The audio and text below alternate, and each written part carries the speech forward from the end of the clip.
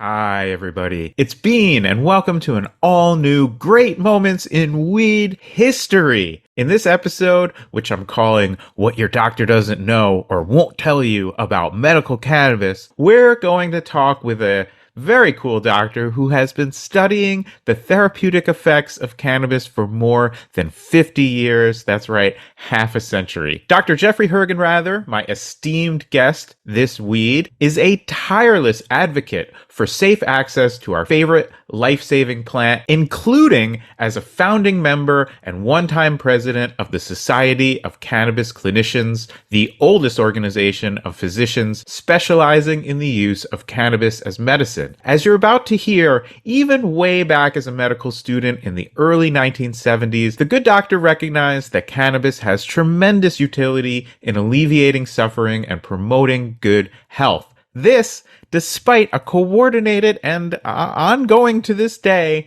propaganda campaign against the plant by the government, the pharmaceutical industry, the media, and much of the medical establishment. So, how did Dr. Hergenrather see through all of that bullshit? Firstly, by smoking weed, of course, same way we all did. Then, shortly after becoming a doctor, he witnessed firsthand the plant's incredible potential for treating a wide variety of conditions during the 7 years he served as in-house physician at the farm, a legendary counterculture commune in rural Tennessee. Hey, Doc. It's me, Sunshine Rainbow. Sorry to wake you up. My neuropathic pain is flaring up again. Do you think I should smoke an indica or a sativa? We'll hear lots more about that experience in the episode. For a little background, the farm was founded in 1971 by Stephen and Ina Mae Gaskin as an intentional community based on principles of nonviolence and respect for the earth. The original counterculture crew that became the farm first coalesced at a series of free Monday night classes attended by thousands of hippies that Stephen Gaskin hosted in the San Francisco Bay Area. Then they embarked together upon a cross-country psychedelic bus journey to find their current home. Yes, the farm is still going strong out in rural Tennessee. Another important person mentioned in this episode is Dr. Todd Mikaria, who is one of the leading advocates for medical cannabis among physicians and served as a co-author of Proposition 215, which made California the first state to legalize medical cannabis. Now, buckle up, because we're about to experience several great moments in weed history via the incredible life story of Dr. Hergenrather, and we also discuss how to talk to your doctor about medical cannabis, how to convince grandma to give it a try, and how exactly a single miraculous, beautiful, wonderful, life-affirming, life-saving plant can be so incredibly efficacious for so many different ailments. But first, I want to stop and say a huge thank you to everyone who contributes to this podcast on Patreon. Your support helps us share these incredible stories with people all around the world and inspire them to fight for safe, legal access to cannabis for all those in need. If you want to throw in on this shit, it's easy. Just go to greatmomentsInWeedHistory.com and you can sign up for as little as $1. You'll get tons of bonus content, including the video version of this podcast. What's up? I'm waving at you. Plus, special access to our secret sessions, and you will get ad-free versions of every episode of the podcast. Visit greatmomentsinweedhistory.com. You could put 5 on it. Or for just a little more, you can get a signed copy of my book, How to Smoke Pot Properly, mailed directly to your door. I'm always so thrilled and honored to personally inscribe those tomes and put them in the mail. And so thank you for contributing at that level. Also, if you don't have the cashola right now to spare, maybe you're saving up for that next eighth. I totally understand it. The one thing you can do that's free and freeing and wonderful is to just simply tell some of your weed-loving friends about this this podcast, as longtime listeners know, we are throttled in every way trying to get the word out about the show simply because we tell the truth about weed. We cannot advertise. Our posts are shoved underground, and then I believe they build garbage dumps on top of all of our social media posts. So unless you're gonna dig through the muck and the mire, you will really probably only hear about this show in the most peer-to-peer way imaginable, and that is every time you pass somebody a joint or a bowl or a bong, you also say, hey, have you heard about this show? Great Moments in Weed History. We would greatly appreciate it. And of course, if you subscribe to the podcast, then you won't ever miss an episode. One listening note, as you experience this transmission, I'm actually out in the desert at Burning Man. I'm working a 3-week gig there, so this intro was recorded well in advance of publication. That explains why I haven't mentioned that aliens landed on the front lawn of the White House and demanded we hand over all of our best Kush strains. More on that next weed, I guess. No, seriously. Anyway, if you're heading to Burning Man and it's still yet to happen when you are listening to this transmission, please drop me a line, info@greatmomentsinweedhistory.com, and maybe we can meet up in the dust and take a bike ride. Right now, what we need to do is get ourselves properly settled in for this Weeds episode of the podcast. I have got a pod tone ready to puff. It is full of delicious and, dare I say, nutritious rosin.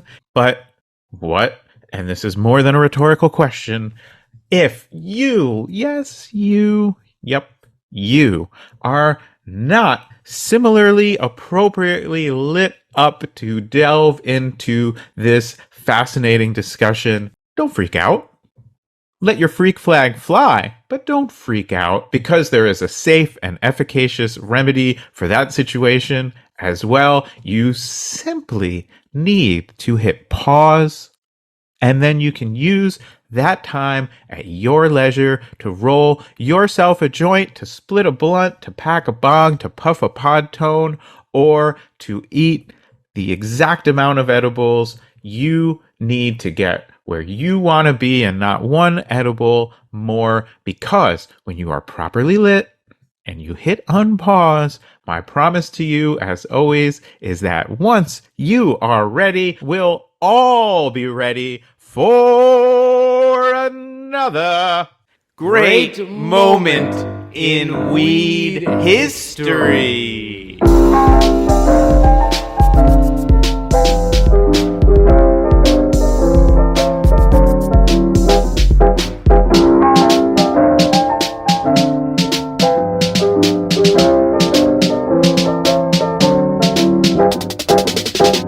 Welcome to Great Moments in Weed History. It is an honor and a pleasure to be talking with you today. Thank you, David. I'm glad to be here. Appreciate the invitation. So we're going to start where we love to start on this program. When and where and how did cannabis first enter your life? I go back to actually visiting a couple homes of high school students back in 1965, I believe, where cannabis was being experimented with. And as a young athlete aspiring to get into a good school and be in an athletic program, I thought, this isn't maybe the time for me. So I actually was watching and listening, but I was hands off until my first year in college, which was 1966. At the University of Colorado, I finally came around to thinking, I want to try this, because I've got friends that were using it, and Sgt. Pepper's Lonely Hearts Club Band had just come out, and Donovan was singing about Mellow Yellow, which I don't know even what it was about, but I think I tried smoking some banana peel strings. And how did that go? Not well at all. It just got me thinking, okay, I really want to try the real thing. Okay, so maybe set that scene for us. Are we on campus, and what was going on inside you, and how did that first experience treat you? It was a laugh. I loved it. I thought it was very entertaining and fun, and we burned and we laughed, and it was surprisingly enjoyable. And looking back now, with all your experience, medicinally, recreationally, and otherwise with cannabis, do you have any sense memory of what that cannabis looked like, where it might have come from, Boy, at that time, not really. Campus had cannabis coming through regularly at that time, but I really don't know the details other than just a good old high THC cannabis. As far as indicas, sativas, or names, I don't recall back in those days what it might have been. Okay, well, we've all heard this sort of propaganda that, the cannabis is so much stronger today. And of course, it is by certain qualitative measures, but it definitely worked back in the 60s and got you high, right? Absolutely. And the same varieties then, I've come to believe, grown under optimal conditions with, selecting for the girls, you're going to have high quality cannabis with any of those varietals, is my true belief. Not an unusual path to cannabis for someone of your generation to try it in college in the mid 60s, this sort of first rush of psychedelia, this sort of move from the beatnik era to the early hippie era. When did you realize this is going to be something important in my life? When I got to medical school, I actually started to study cannabis in the library, even with the busy schedule as a first-year medical student. I just thought, this is unique. I'm looking at the library and seeing very polarized information. This is before the Controlled Substances Act in 1970. And I thought, there's a lot here that I don't understand, that I want to get, but as I say, the literature was polarized. Some things were saying this is so valuable and such a good medicine for so many things. And on the other hand, another article will be devil's weed, dangerous. I recognized that this was an herbal medicine that really had some interesting utility. I didn't know quite for what, other than feeling happy and uplifting and reduction of anxiety. And even if I had a huge amount of responsibilities in my school life, it was a nice break. It wasn't alcohol. It was something that was fairly easily controlled and limited, but very pleasurable and a nice alternative to having a drink, which was typical in my parents' lives. So I liked it, and I thought there was a place for it. There's a funny story there. The medical school at Brown University, actually there was one back in the 1830s. And the students got into trouble putting a cadaver in a barrel, rolling it down the college hill, breaking open on a bar, grand jury investigation. They shut down the medical school for 130 years. And ours was this first class to be the new doctors coming into the Brown University medical program. And so I'm guessing they gave you a talk on the first day that said, keep the weed smoking down and no rolling cadavers down the hill in a barrel. It could have happened, but they weren't quite tuned into cannabis at the administration level. Not until I got busted in the spring of 1970, when a young hippie chick from San Francisco, following the Stephen Gaskin and the farm people around the country, or who were to become the farm. This was the caravan in 1971. And they came through Rhode Island, and that hippie chick lingered after the caravan went on, and she got busted carrying cannabis in her car, and she ratted me out as somebody who would have some cannabis as a way to reduce her charges. Oh, wow. So you are not even with her or involved in this bust, but they, like so they many... showed up at the door. Wow. are you over that?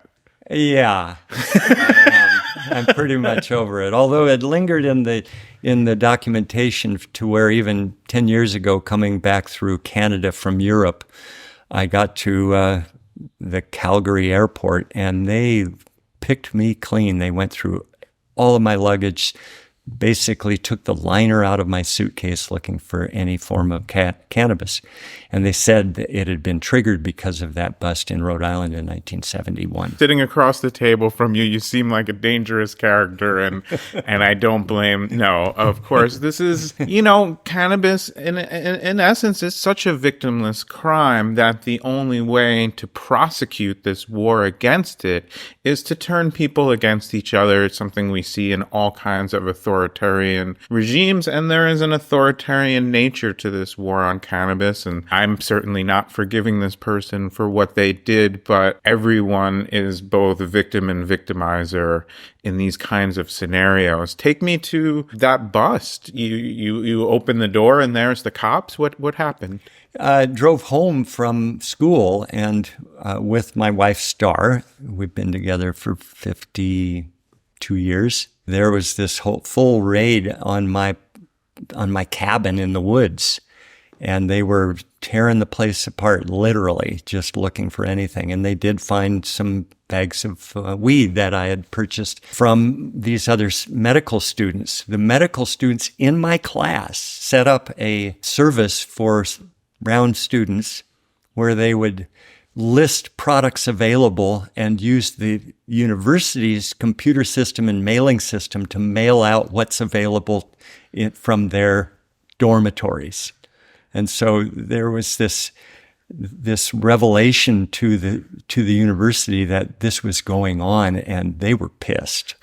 And so they were looking for anybody that would tell the story. And when my bust came up, they knew that I was in the medical class. They thought that I would be a source of busting the other guys. And of course, I wouldn't do that. Anonymous Brown medical students of the past, I would love to follow up on that in a separate episode of Great Moments in Weed History. It's a great one. But what was the fallout for you from that, and where did you go from there? Well, the medical science program didn't have any precedent. There was nothing that they had ever faced like this.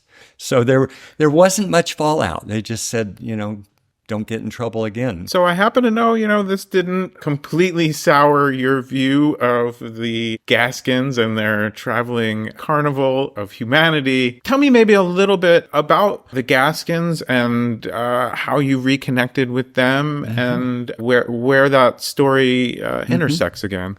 Well, when I transferred to Berkeley in 1967, my older brother had returned from Afghanistan, interestingly enough, with a track bag full of hashish in hand, which I don't know how he got it back, but he did. And so my brother and I were smoking some hash, and he started going to Monday night class at the Family Dog out on the Great Highway in San Francisco. He invited me and said, "You got to see this. This is really interesting." So we sat together and listened to it, and then I kept going, and I met Stephen and his family and some of the other to become members of the farm community. And it just was enlightening. It was entertaining. It was heady stuff. I just felt like, I'm going to catch up with these guys down the line. I don't know where or when, but I had gotten my acceptance to Brown in the spring of 1970 and told Stephen, you won't see me for a while. I'm on my way to medical school, but I'll catch up with you guys. That's why I had made arrangements for the caravan to come through Providence. And later the farm band, a couple years later, came through Providence. So I had some good connections there. I knew something interesting, fun, exciting, out of the box would come from that. And when they ended up buying land in Tennessee, I kind of set my sights for someday I'll go there and help out as the doc. So when Star and I got out of medical school and a year of, I say when we got out, she would attend some of my classes in those days just for fun. We went to Tennessee and spent 5 years on the farm as the doc in the community. I definitely want to get your perspective on that whole experience. Let's just go back to the family dog for a minute. Show us through your eyes, walking in the door. What did you see? What did you experience? At the time, Stephen Gaskin was teaching at a local university. That's right. He was at San Francisco State University. And he was a linguistics professor. Walking into the family dog, this was a lot of young people. Stephen sitting on his cushion up on a stage and surrounded by hundreds of young people and talking about whatever came up. I found it very informative and enlightening and kind of a fun break from the grind of the university. That and the meetings in the Golden Gate Park, passing around the gallon jugs of peyote tea. We were really open to alternative lifestyles, alternative thinking, psychedelics in general. It was kind of a haven among young people in those days. I had the pleasure and the honor to spend some time with Stephen Gaskin and Ina May Gaskin, who we'll definitely talk about, when they were honored at the Cannabis Cup in Amsterdam. And this is sort of this classic idea of everybody pile into what I believe was a number of buses, a bus trip that I'd say you got maybe the worst of. In a sense, but it was also, it had its good points. Yeah, let's talk about that aspect of this, because now we're sitting here, cannabis is legal in California, much of the country, the cultural changes around cannabis are profound, but this is an era when simply having long hair, simply having any sort of psychedelia about you could have really severe consequences. Well, it reminds me of the Controlled Substances Act of 1970 and what Richard Nixon was saying about cannabis and launching the drug war, and his words of eradication, interdiction, and incarceration. And it was really aimed at us with long hair and really, more importantly, the black people in the United States who, he was quite a racist. So, yeah, we were targeted. And, it's not that I was cutting my hair. I let my hair and beard fly in medical school, and I could show you some pictures that would tickle you as far as graduation at Brown University. And shout out to and rest in plants to David Crosby. Almost cut my hair and was one of the classic guests on this podcast. So go back and listen to that David Crosby episode for a sense of what long hair meant at the time. Almost cut my hair.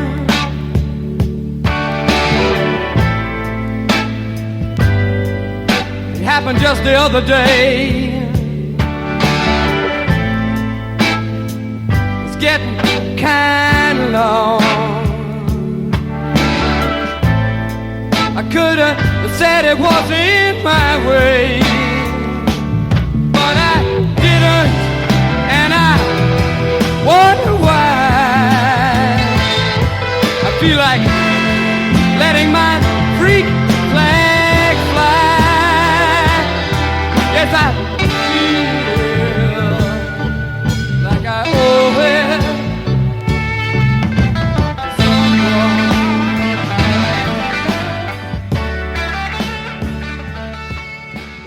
And of course, this was also all tied into the anti-war movement, the war in Vietnam at the time, and Nixon's own, I'm going to use the term henchmen, have later admitted that this whole war on drugs they cooked up was an effort to fight their perceived enemies, which was people of color and the anti-war left. That was what was going on then. And, I'm just looking at my moments notes, and I see 1971 was when Robert Hepler came out with his letter to JAMA, Journal of the American Medical Association. He wrote a letter to the editor in 1971 while I was there at medical school, describing 12 people that volunteered to smoke cannabis and measure their intraocular pressure as glaucoma patients. And he saw the intraocular pressure dropped on average about 30% over the first hour or so after cannabis use. And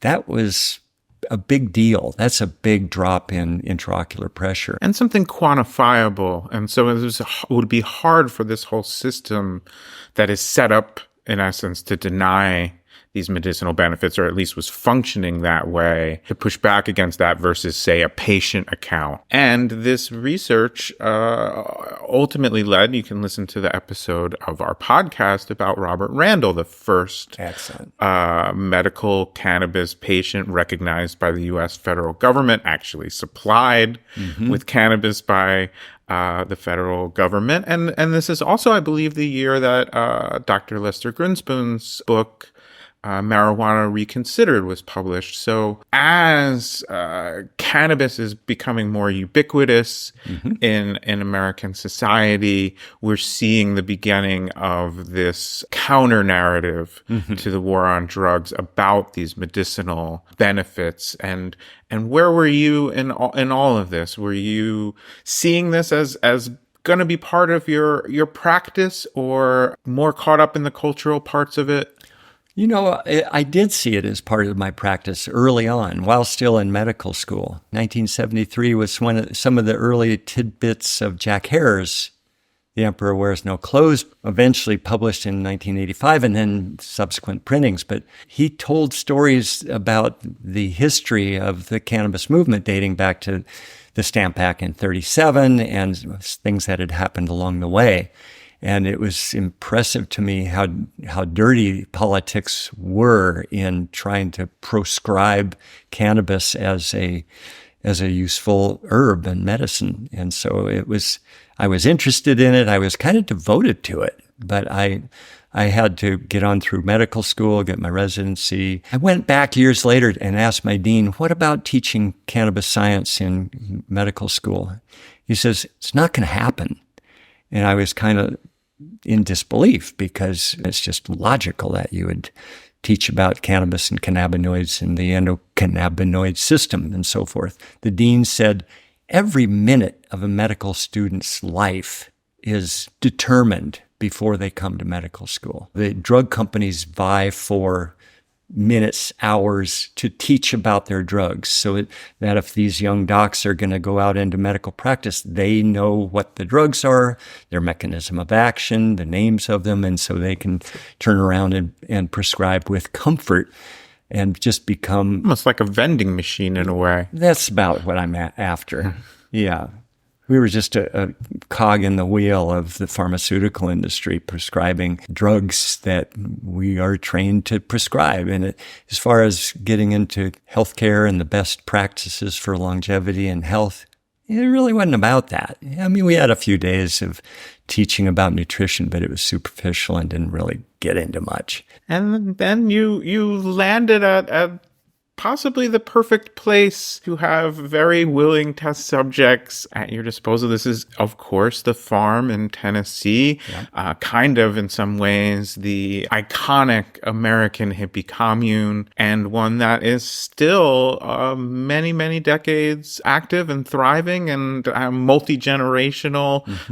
But take us through your eyes when you arrived in rural Tennessee, and what you saw as an idealistic young doctor with his freak flag flying proud. We drove our family, pregnant with our fourth, down to Tennessee and came rolling in. And, the first thing I did was put a hand washing sink in the kitchen.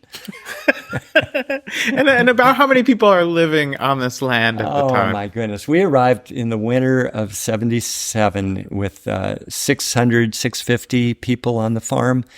Very little to eat, but, a lot of young idealistic people. And the household we're in probably had 30 or 40 people in it. We were working at building more housing, but people were flooding in the gates looking for this alternative lifestyle, and we were out to save the world. I took on the role of being in the clinic 5 days a week, but really on call all the time. Midwives were bringing in women from all over the world to have their babies for free.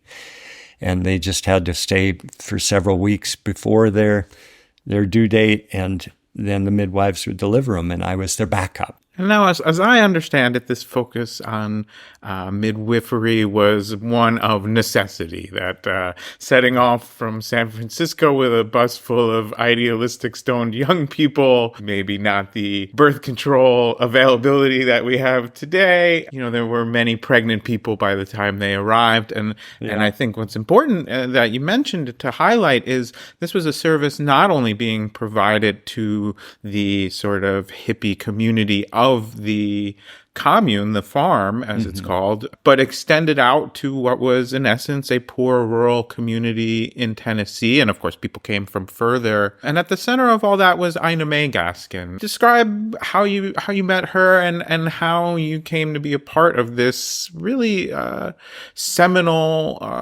moment in the modern midwifery movement. I had met Ina May at the Family Dog back in my Berkeley days. So I knew Ina May, and when I arrived and was stepping into the role of the community doctor, whatever the medical need was, we were trying to take care of it ourselves and not be relying on the local hospitals, which we really couldn't afford. And Ina May Gaskin, I believe, in her books and certainly in conversation with me, described integrating cannabis into the birthing process. Yes, remarkable. Yeah, tell me about that. I was really quite pleasantly stunned at how beneficial it was. It would kind of help a parturient, a woman in labor, just get to a different place. So often there are fears that are held by people because of things doctors had said or their family had said about how difficult labor could be, or maybe there were bad outcomes in their families, or whatever the cause. I remember one young woman would come to the farm to have her baby, and she had had a cervical procedure, and the doctor, when he froze the surface of the cervix, said, "Your cervix will probably tear if you ever have a baby." And scared the crap out of this poor woman to where she was kind of hanging on, to not wanting to get on with labor. And her cervix was opened about 4 centimeters, which, you got to go to 10 centimeters to really deliver a baby. We helped her with some smoking pot, but I also examined her and said, "You're fine. Everything's normal. You don't have nothing to worry about." And then within a half hour, she had gone from 4 centimeters to 10 centimeters, had a healthy, normal baby, and everything was fine. But fear is really a problem with labor and delivery. You get people drugged up with morphine or whatever. They use heroin, by the way, in England. That's the drug of choice for laboring women. They would do very well smoking pot just to get out of that headspace. Wow. And we touched on some of the downsides of being on call 24 hours. For listeners, a look just crossed the good doctor's face. I think flashing back to getting woken up in the middle of the night by a bunch of hippies to practice medicine. But the plus side, something that you've talked about, is that this was a community of people who were uniquely open about describing their experiences with cannabis, and that helped you, as the fulcrum point of all of this, start to identify some of the many, many medicinal benefits of cannabis through these patient stories. Tell me when you started to put that picture together. Well, I loved being on the receiving end of a community that grew from 600 people when I got there to 1,500 people when we left in 1982. More elderly people are showing up. The population curve, instead of being 2 peaks with young children and babies and 20 and 30-year-olds, was now kind of leveling out. And so these people with all kinds of medical problems were coming to me at the clinic and saying, I'm using cannabis for my seizure disorder. If I get plenty of weed, I don't have seizures. And so I was learning that in the 70s. And I was learning about its utility in autoimmune diseases and its utility in various genetic problems, muscular problems, neuromuscular problems. So the list was unfolding to me as to what cannabis could be beneficial for. At the time, in the 70s and very early 80s, we didn't really have any scientific evidence. This was just anecdotal evidence of people saying it worked for, and then they would describe to me what it was working for. So as the time went along and I moved on to California with my family and set up a practice here in California in 1982. It was an easy transition when we got into the Compassionate Use Act of 1996, Prop 215 as we call it here, came into law. I just thought, well, this is my nice exit from primary care, but also from the emergency room. So I was going out from the farm to the local medical center, the regional medical center, and working as an ER doctor, usually about once a week, and bringing that income home to the community, which was a big deal. I was probably a tenth of the community's income as a single person. We were living on about 75 cents per person per day. And they still wouldn't give you a better room. In a way, it speaks to the idealism. In another way, if you want to keep that doctor on the farm, hey, hindsight. Yes, that's true. One thing that hosting a podcast called Great Moments in Weed History will drive home over and over again is that no good deed goes unpunished. And of course, quite famously, there was a weed bust at the farm. Were you there, living there when that happened? No, I was still in medical training, so I missed that. There was weed found, and 3 of our friends did go to prison. It was a trying time because basically they closed the gate. They felt like it wasn't right to keep the gate open and just keep bringing people on. Well, let's move back now. You described leaving the farm, setting up your practice, and I think still doing emergency room care in California. We've had several episodes of this podcast about the sort of grassroots movement that led to Prop 215, that led to the first statewide medical cannabis law. You can listen to our episode about Dennis Perone. You can listen to our episode about Brownie Mary. But there was also a movement among doctors to back up these anecdotal accounts and was really a vital part of convincing the electorate, certainly in California, to support this. So as your role in all that, take me to that campaign for medical cannabis and how you saw that. I was watching the literature coming in, and so I knew what was happening. I think it was 1983, Lynn Howlett at Wake Forest University discovered the CB1 receptor in the brain and knew that THC stuck to that receptor. And I was, okay, now we've really got something concrete. That really was the onset of the literature on cannabis and cannabinoids. And now there are tens of thousands of papers. Recognition that it worked with spasms in MS and nausea and vomiting of chemotherapy. Francis Young, the DEA federal judge, who was asked to evaluate this petition for reclassifying cannabis in the 80s, and he came out in 88 and said, knowing what we know about it, including spasms of MS, he said that it would be unreasonable, arbitrary, and capricious to find it otherwise. To not be allowing its use. And that impressed me. Of course, it didn't change the fact that the feds were intractable, but even a DEA federal judge had gone out of his way to say it's wrong to keep this illegal. It should be changed at least from Schedule 1 to Schedule 2 so it can be prescribed and used as a medicine. And was there a realization that, okay, this is not about evidence, because it would seem that the standard of evidence has been met over and over again, certainly at least to begin a re-examination, and that this was ultimately going to be a political fight and not one about medicine and evidence. Absolutely true. And I'm glad you mentioned, Robert Randall, because yes, that goes back to, yes, it lowers intraocular pressure. It can preserve vision. And if you interviewed Alice it's impressive that he went the rest of his life without really a loss of vision, where his doctors were saying, you're losing it. It's going to be gone in a short time. And I'm glad you mentioned Dennis Perone and Brownie Mary. Those are such important people in this whole national change of recognizing that it worked for things. And here we have this segment of our population dying of AIDS, and Perone just, he was willing to do anything to bring cannabis to those in need. Yes, and I don't want to discount the role of evidence.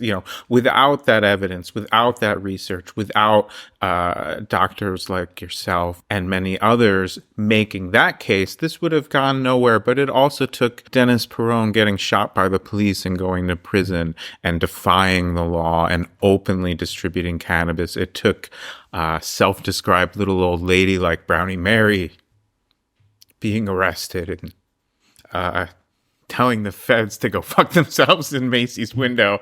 Please listen to those episodes. But getting back to the medical case, can you explain what the endocannabinoid system is and why it's so important that we now understand that we have one and how it functions? I'm glad you asked the question, because it's kind of simple and kind of awesome. What you learn in medical school is that of all these millions of neurons in our brain, none of them are hardwired. None of them just link directly one to the next. They're close, but it's neurotransmitters that send signals. And so the common transmitters that you'll know the names of are like adrenaline or dopamine or serotonin. There are many neurotransmitters. And if there's not a very strong signal in the neurons, there's not a release of that neurotransmitter into the cleft, crossing the cleft to the next neuron, where there's a receptor that receives that. What we hadn't understood until cannabis came along was that THC directly activates cannabinoid receptors in the brain. And the receptors are on the presynaptic neuron, and the natural cannabinoids, the endocannabinoids, are on the postsynaptic neuron. And so if a signal is made, move your foot, your toes being stepped on, you move your foot, and then the signal stops. It's the cannabinoids, the natural cannabinoids, that turn the signaling off. It's the modulator of the brain. So it modulates signal strength. And so it basically modulates everything. So some people are just built differently and their receptors aren't the same. So we've come to start recognizing, I mentioned Alin Hallett with the discovery of the CB1 receptor, then it was the CB2 receptor. Subsequently, there's about 20 different receptors that can be activated by cannabinoids.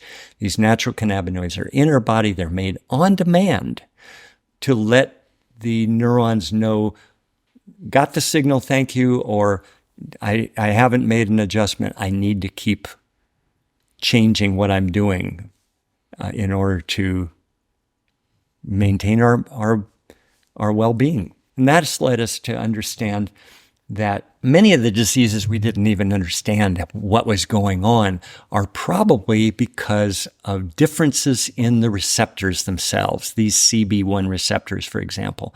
When we look at people with fibromyalgia, we can see that they have similar CB1 receptors. They're not the same as the next person's receptors, and they're more prone to develop these problems with pain and so forth. In my speeches, I have 2 pages of conditions, including MS and Parkinson's disease and fibromyalgia and epilepsies and so forth, with the recognition that those receptors in those problems are similar. They are the same among those people, or very similar anyway.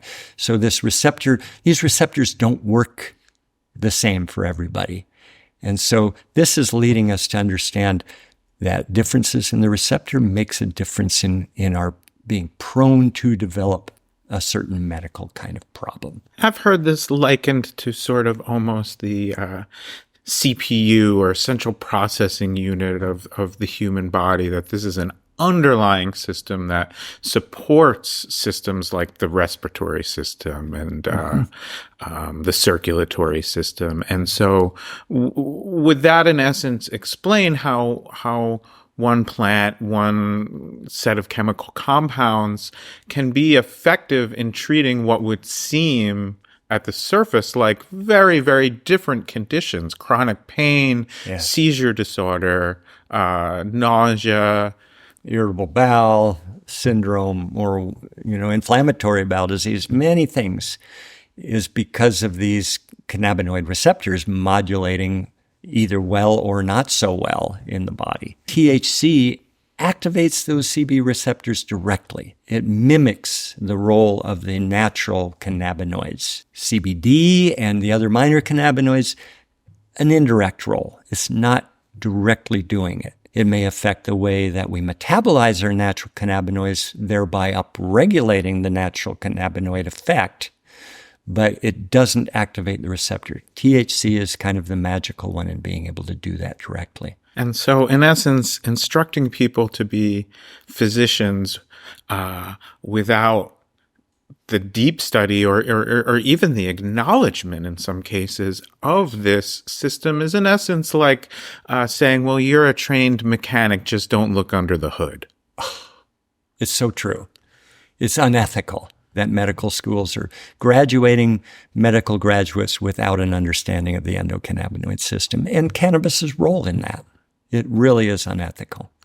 And now let's talk. We touched on the pharmaceutical industry going all the way back to your instruction, and it's certainly only grown more powerful, more politically influential over the ensuing decades. There's a profit motive at the bottom of all of this. There is. Sad but true. It's deep-seated, and the pharmaceutical industry has its way with this old guard that still is in control. Now, if you were in charge of selling at a incredible markup a range of synthetic chemicals that can be addictive and have, in many cases, a low efficacy, what would be your objection to a naturally occurring plant that any person can easily grow in their own backyard and safely treat themselves with? I think you've made the point. Very much the case. And even cannabinoid-like molecules have come along. So back in 2006, I spoke about my role as a cannabis physician at the International Cannabinoid Research Society meeting in Paestum, Italy. And as a tail to the meeting, they had this meeting among the principals of the ICRS, that's the acronym for the International Cannabinoid Research Society, to talk about rimonabant and the intention to take a cannabinoid blocker and use that as a medicine, because if cannabis induces an interest in food and eating and a better appetite and helps with nausea and so forth, surely a blocker would help us to lose weight, and Americans need to lose weight. So we're going to train the docs to understand what's going on with this endocannabinoid system, give them a product called rimonabant. But then they realized in the initial trials that there were suicides associated with using rimonabant. And this was not acceptable, and it killed the project. But we sat round table in Paestum, Italy, with this group of people excited about bringing a cannabinoid blocker to the marketplace. We're gonna kill it. We're gonna really, and it did. It caused depression and anxiety and deaths in some people who had never had a problem with their mental health. They took rimonabant, and some of them died. Another one was working at the other end of it. The Bial incident occurred in France probably 20 years ago now, or 15 years ago at least. And the idea was that they were going to make a drug that would alter the metabolism of the natural cannabinoids. And when they gave it to people, they killed several people. They had never done any reasonable clinical trials with other animals before going on to humans. And so when we start dabbling in this system, it's dangerous. And when we talk about synthetic cannabinoids, I just bristle because we don't know what we're doing. Now, a plant that's been there for millions of years and used really 10,000 years ago, we know what was being used. What's in the literature. And a natural plant seems to have stood the test of time in terms of safety. But you go to the laboratory and create molecules that are interacting with this system, we have no idea what we're getting into. And it's just this, hubris is not even the right word, but this sense that it can't just be that this plant has co-evolved with us and that there must be a respect for that natural process, but just this reductive desire to tame and control everything. And that's, reflected in those two efforts that you described. And also, just to go back to 1996, we had a statewide vote of the largest state in the country. This law passed by a wide margin. And yet the immediate response of the federal government was to attempt to literally criminalize physicians for following this state law, correct? That's correct. When the law passed in 1996, November 1996, they hustled. They were pointing at Micoria and saying this is just a fake medicine show. And I believe they use the term, this is Cheech and Chong medicine. That's right. Cheech and Chong, both still healthy, performing, and entertaining the millions. We just had Willie Nelson's 90th birthday. Exactly. But please continue. No, I'm right with you. And so they put up this board of what Micoria was approving for cannabis use. But it wasn't even his list. They faked it and put a bunch of stuff on there like writer's cramp and things they put on the list that they hadn't come from Dr. Micoria at all. They were just creating press against the movement and against cannabis in general and threatening to take doctors' federal payments away from Medicare, Medi-Cal, and all those federal institutions that would pay your bills. They said doctors can't have this if they are getting involved in this cannabis movement. Luckily, there was an injunction and it was stopped, but it was just the sign of how difficult the federal government has continued to be proving to be as far as accepting cannabis as a medicine. Can you talk about some of the efforts you've been a part of among physicians to, not just make this information available to people, but to extend the knowledge base of cannabis and to defend the rights of doctors in particular to speak openly with their patients? I was contacted by Dr. Micoria, whose name I mentioned. He was the founder of our California Cannabis Research Medical Group, and I was one of the co-founders, and we sat round table back in 1999 and talked about the cases that we were seeing and how well it was working. We shared information. We decided to do studies. I kind of chaired a Crohn's disease study, and Dr. Micoria published a use in alcohol, how it was so helpful for alcoholics and so forth. So we've been involved in it really from the start. The feds funded research through the NIH, but they were looking for harm. The only research that goes into cannabis from the federal government is for looking for harm. And one of the things that they discovered early on was in clamping blood vessels of mammals and inducing strokes. This happened probably in the late 90s.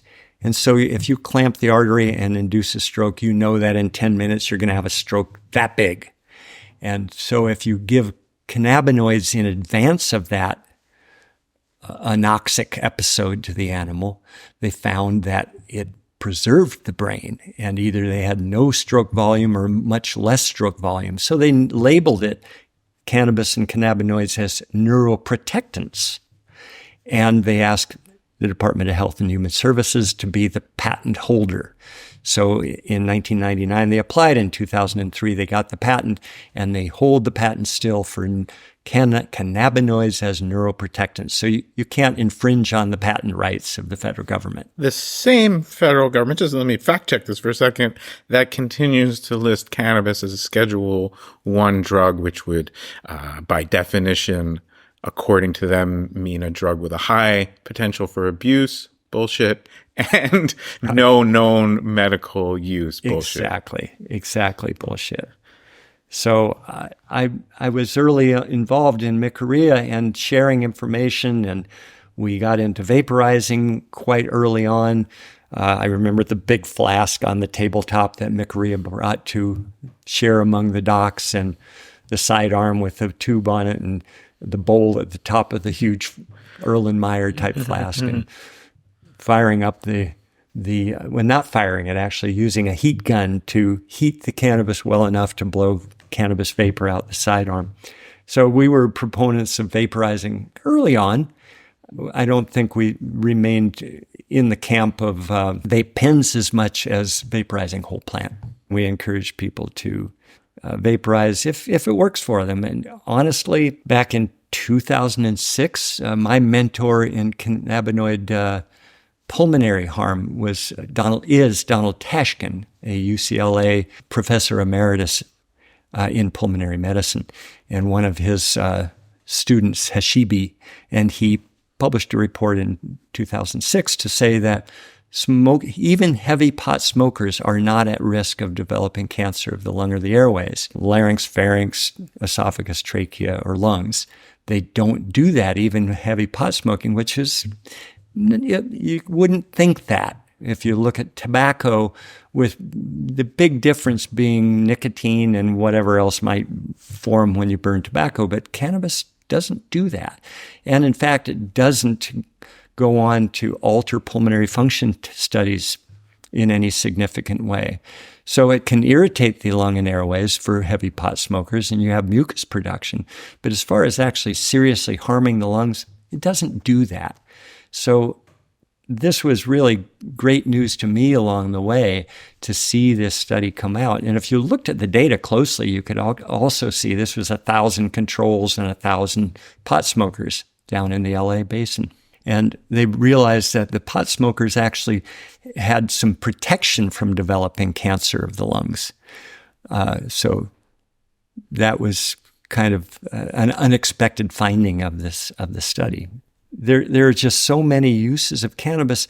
Some of them are quite obvious. It changes your mood. You get some laughter. It reduces anxiety. It helps depression. And then I mentioned learning about seizure disorders. That was something I wouldn't have known without patients coming to me and telling me about it. And this is where I would kind of love to land this conversation for a lot of our listeners, people from all over the world in different legal conditions in terms of cannabis. And, just having been a journalist for so long and being public about cannabis, I'm contacted all the time by people that I know, friends of friends, who have gotten a serious diagnosis, and they're frightened and they don't know what they're able to talk about with their physician, and maybe they've used cannabis in the past and maybe they haven't. And, without medical training, but having, talked with a lot of people, I'm happy to provide them with information. I'm happy to do whatever I can, and we'll leave it at that. But what can you say to people who find themselves in this position? They've been diagnosed with something. We're fortunate, I think, now to be at a time when there is at least an understanding that cannabis is powerfully beneficial for a lot of people. But how would you advise people to go forward from there? There's a couple sides to this. One of them is, I mentioned that not all receptors are the same. And that being said, they may be just one amino acid difference in the sequence makes a socket of that is the receptor a little differently shaped. So the cannabinoid works, but not as well as it might. So there are many conditions like ADHD, which is one of those receptor problems, and others, where I think that increasing the cannabinoid tone changes people's lives. And I can't tell you the number of people with dementia or people with autism on the other end of that spectrum, where regular use of cannabis, not excluding THC, is like a tonic to them for their well-being. There's another element to this, and that is to say, like all systems in the human body, everything kind of wears out as we get older. So people with no medical problems for the first 6 decades of their life are now dealing with joint pain, or they're now dealing with insomnia or anxiety. And so I really see cannabis as meeting that role as a kind of a tonic to this system to upregulate the cannabinoid system and just make us work better. You shouldn't be afraid of it. To try CBD, hey, everybody can try CBD now. You can order it online and get buckets of it anywhere in the world. CBG and other non-psychoactive cannabinoids are coming into vogue now as well. THC is the real limiting one, but as I mentioned, it's the only one that directly activates the cannabinoid receptors.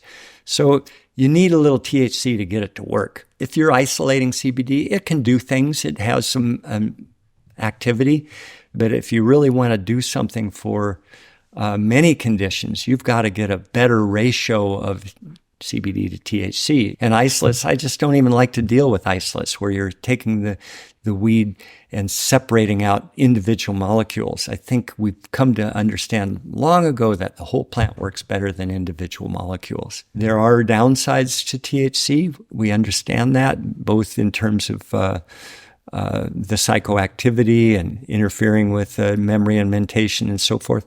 But that said, it can be used in small quantities and developing tolerance to it to where you can use cannabis as a medicine on a daily basis and do, I think, great things to your health. Yeah, when we talk about cannabis too, I think it's always important to talk about relative harm.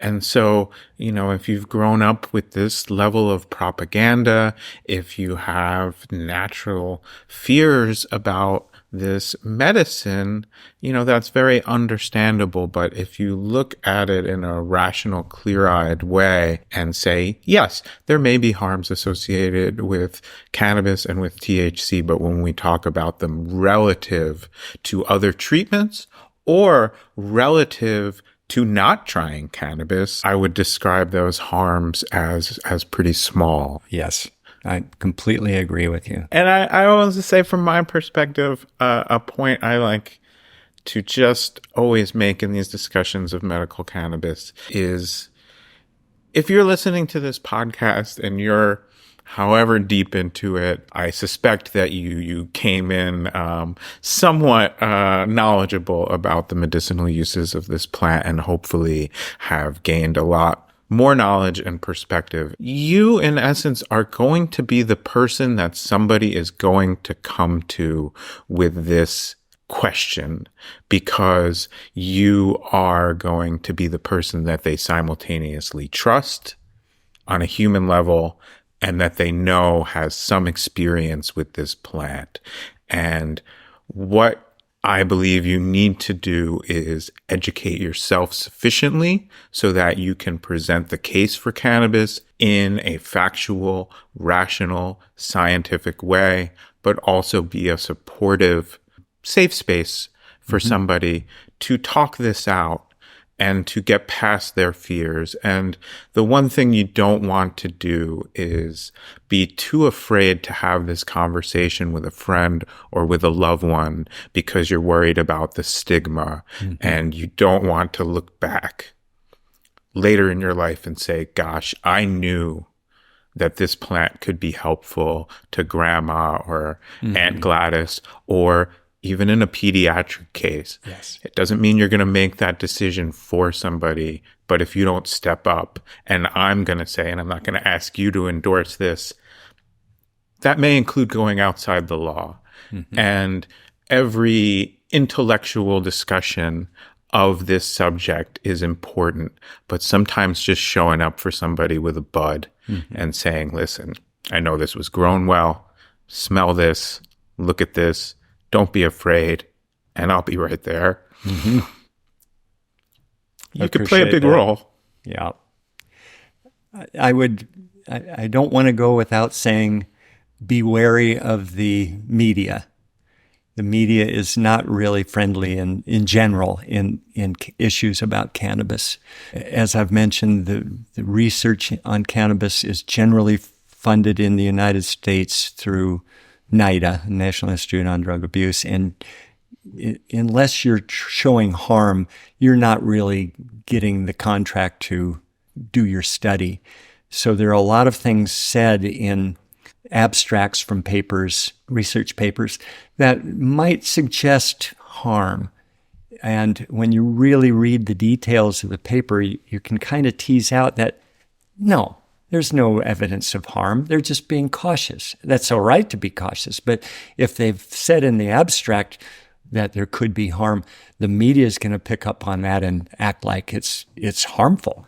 And so by the time we get the information, a lot of times it's not very truthful. And I could give many examples of where the research and the media have just not really been fair to this discussion. When you drill down into the details of some of these studies, you will be shocked at how manipulative they can be. And I do want to honor our title of Great Moments in Weed History outside of your medical journey, outside of or inside of it. If you can leave us with a story of, we like to say great moments in weed history happen to everyone. And if there's just a particular moment or experience in your weed journey that you'd love to leave us with, we're definitely here for it. I'm 75 years old. I could retire, but I can't.